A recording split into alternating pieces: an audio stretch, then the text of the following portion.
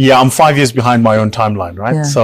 I should have been here much sooner, but I think I was lucky. I was lucky out of the starting block. So I knew what I wanted to do with my life very early on. And there was no doubt in my mind about what my life looked like. And so all I had to do was just do it. And the challenge was the just doing part. It took a while to get out of the starting blocks. South Africa is a difficult country to do business, especially if you're not the kind of entrepreneur that we're used to in this country. You know, entrepreneurship is not something you can teach. People either have it or they don't, which is just the ability to come in and see opportunities where they don't exist. But so the question around how do you find the gap, it's typically around three things. You got to find something people are willing to pay for that they need now, and they have the money to pay for it. The minute you tick those three boxes, you're in business. So it doesn't matter what it is. You could be selling water, you could be selling ice cream, you could be doing anything. The minute you understand those three things, you effectively have found a gap in the market, and you can start servicing that market. So typically, for me, I look for three things. First thing I look for is somebody who's failed before. So I'd never back my money or put my money in somebody who hasn't tried something and hasn't failed. Because if you haven't failed, the theory of failure, you know, entrepreneurship is interesting. It's a lot like swimming. So if I gave you a textbook on how to swim and you read it for 3 years, and then I took you and chucked you in the ocean, you'd sink. Because swimming isn't a theory thing, it's a practice thing. You have to do it to know how to do it. So the first thing I'd say is it's somebody who's failed. I love people who failed because they've proven they've tried something and that they know what's on the other side of not succeeding, which is this failure thing. The second is somebody who believes in themselves even when there's ridiculous odds to suggest it's not going to work. You know, I always say entrepreneurs are crazy. You have to be crazy to be an entrepreneur, because you got to believe you're going to make money month end, which often you're not. You got to believe you can compete with big companies, which often you can't. You got to believe you can reach all your customers, which often you won't. And you have to believe you can do so cheaply and cost effectively and make a profit, which in the early days you probably won't do. If you don't believe those four things, you're not going to succeed as an entrepreneur. So you've absolutely got to be certifiable, absolutely crazy. And then the third thing is just people who are passionate. Like, you got to love what you do. Because I remember in the early days, the only thing that fed me was my passion. There was no money at the end of the month. In fact, there was too much month at the end of the money. So you just got to be passionate. You got to love what you do. Entrepreneurship is not a race thing. You're either going to do it or you're not. Let me put it to you this way. Nobody has ever shown me favor in business because I was black. I was in business because I was in business. The fact that I was black then became an added advantage. So if you want to be in business because you're black, odds are you're not going to survive it. Because at the end of the month, the debit order doesn't ask you, are you black or white, so am I debiting your account or not debiting it?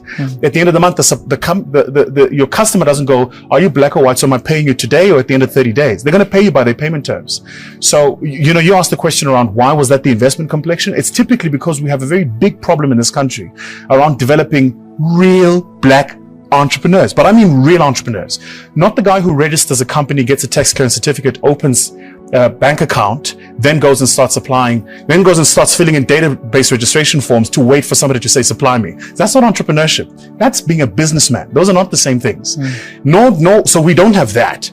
What we also don't have, and the other thing we've done is we've taken, in the main, very talented black people and have done two things to them. Gave them very high paying jobs in corporate. So there's no incentives to start a business because I can go get an education and get a good job in corporate and live comfortably. Or, and this is the worst thing we did, is we then said, well, here's BEE transactions. So you can take 26% of a company you played no role in building, and tomorrow you can buy a Range Rover, just like that. So the minute you distort the reward risk system, which is what entrepreneurship is. I take a risk, in future I'm going to get a reward. The minute you distort it, people then don't flock to this thing called entrepreneurship. Now, I spend a lot of time in Kenya, and I've often said, I will fund a Kenyan entrepreneur over a South African yesterday. Because the Kenyans, boy, are in this thing for the long haul. Like when they build a business, they're building this business not for today or for tomorrow. They're building it for their children 3 generations from now. And that's what we're not getting right, right? I keep saying this to people, like, you know, there's no way in the world where the Jewish communities are in wholesale poor.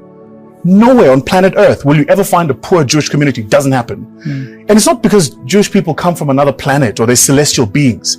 It's because they simply have understood over generations the institution of building a business. So the father starts making cookies. He leaves the cookies business to his son, and the son makes cookies, and then he opens a grocery business. Now they make cookies and they have a grocery business. And then the other son comes and he opens a hardware store. So 3-4 generations down, you've got 4-5 generations of money that's been circulated in the system, and they've taught each other business.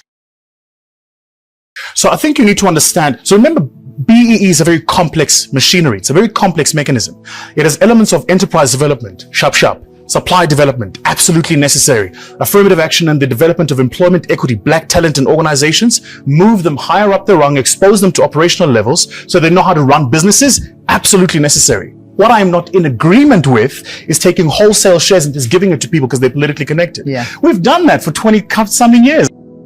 My mother worked in a company, I'll tell you a funny story. She worked in a company that did a BE transaction for 4 billion. My mother was in that company for 30 years. She didn't get a cent of the 4 billion. So what you've now done is you've got black people who've worked in the business, who've built the business, who don't get any access to the future growth of that business just because they don't carry the right card of a political organization. And then when the company goes through a difficult time, it turns around and says to the black staff, no, wait, we're not making profits. Please don't ask us for higher wages. And the staff go, but why? We're not participating in the profit growth of this business, so why must I let you make profits in future when you're not letting me be a part of the dream? So there's a big conversation to be had on both sides around how we build real entrepreneurship. South Africa, in my view, is at a crux now. We're at a turning point. We're either going to do one of two things. We're going to keep doing what we're doing, say the populist things that sound good and earn people votes. In 20 years' time, yours and my children will meet in the workplace and we would not have changed this country at all. Or we're going to start doing the real things and letting real entrepreneurs get access to finance and access to real opportunities so we can actually build this country. That's what we need to do. Yeah. So we're talking today about developing black industrialists. How many black people own factories that employ more than 100 people?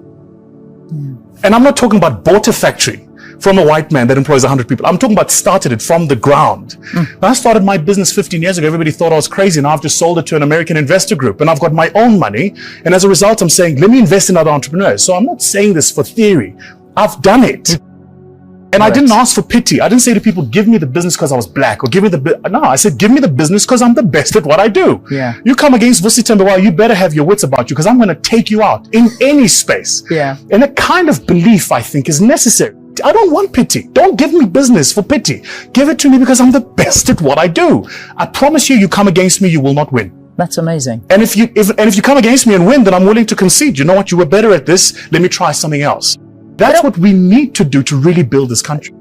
I think the biggest lie that was ever sold to black people specifically, and I can only speak for blacks because I'm black. The biggest lie that was ever sold to black people was this thing about small business. I hate the term. Hate it. Absolutely hate it. You know, my mother belongs to a stokvel. She's been in it for 30 years, the stokvel. 30 years ago when she joined the stokvel, there was a bank that was formed called ABSA around the same time. A stokvel is a group of people who come together, put money together in a depository, and later take the money and loan it to each other. Well, that's exactly what a bank does. What do you think my mother's stokvel value is today? Very little. How big is ABSA? Listed on the stock exchange. Yeah. So the first thing we have to do to get the conditioning right is to teach black people that actually stop thinking small. You can start small, but don't think small. You know, there's no difference between the mama who runs a spaza shop and ShopRite. Both are the same. You have a business in a physical building, branding at the front, and stock that our customers come and buy every single morning. Yeah. So it's about us realizing we have to do the small things to start doing the big things. And state institutions, by the way, and this is important, state funding institutions have to stop looking for the easy way out. You know, in this country, it's easier to get money to open a franchise than it is to start a real business. Why? Because franchisees don't lose money. It's a franchise. Steers gives you the formula and say, go and open there, sell that at that price. But what's entrepreneurship now if you're telling me what burger I must sell and at what price? And by the way, you control my till. And at the end of the month, I give you 20% of my money. Where's the entrepreneurship in this? How am I really creating intergenerational wealth if I'm just giving more money to Kevin Hedderwick? I'm not. Let's be honest about it. Give people money to start their own things. And if they fail, then let's be honest about the fact that we failed and keep doing it. The Afrikaners did it after they took power from the British. The Jews did it in Israel. We need to do the same thing, which is just do the hard work.